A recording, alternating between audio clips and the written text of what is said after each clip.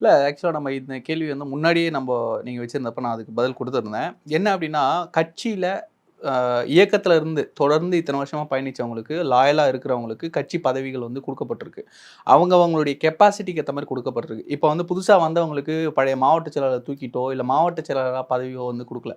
So மாவட்டத்த handle பண்ணக்கூடிய அந்த மாவட்டத்தை சேர்ந்த கழக உறுப்பினர், இல்லன்னா வந்து மக்கள் இயக்கத்திலருந்து பயணிக்கக்கூடியவர், அந்த இடத்துல மக்களுக்கு பரிச்சயமானவர், இயக்கத்துக்கு பரிச்சயமானவர வந்து தேர்ந்தெடுத்து அங்க மாவட்ட செயலரா போட்டிருக்காங்க. ஸோ அந்த மாரி மாவட்ட பொறுப்புகள் இல்லாம, மாநில அளவிலான பொறுப்புகளுக்கு வர அளவுக்கு ஒரு அனுபவமோ, இல்ல வந்து அவங்களுக்கு இன்னைக்கு அவங்களுடைய ஒவ்வொருத்தருக்கும் யார வந்து எங்க போடணுமோ, அதுக்கு தகுந்தாற் போல போடுறது தான் வந்து இயல்பா இருக்கும். ஸோ ஒரு முதிர்ந்த அரசியல் கட்சியில இருந்தோ, இல்ல அ இப்போ இருக்கக்கூடிய அரசியல் கட்சிகள்ல இருந்தோ, இல்ல முதிர்ந்த முன்னாடியே அனுபவம் மிக்க சட்டமன்ற உறுப்பினர்களோ வரும்பொழுது, அந்த கட்சிக்கு மேலும் அனுபவத்த கூட்டும். ஸோ இப்போ பார்த்தீங்கன்னா, நீங்க ஐஆர்எஸ் அருண் சார் வந்து உள்ள போட்டுருக்காங்க. ஸோ அவர வந்து உள்ள கொண்டு வரும்போது, அவருக்கான ஒரு போஸ்டிங்க கிரியேட் பண்ணி போட்டுருக்காங்க. இப்போ வந்து அவங்களுடைய புரபகண்டாவையும், அதாவது கொள்கை பரப்புக்கு வந்து ஒரு புதுசான ஒரு போஸ்டிங்க போட்டு, அதுக்கு ஜெனரல் செக்ரட்டரியா வந்து போட்டிருக்கிறது இல்லையா? இது வந்து அங்க புதுசா உருவாக்கப்பட்ட ஒரு ஒரு பதவி தான்.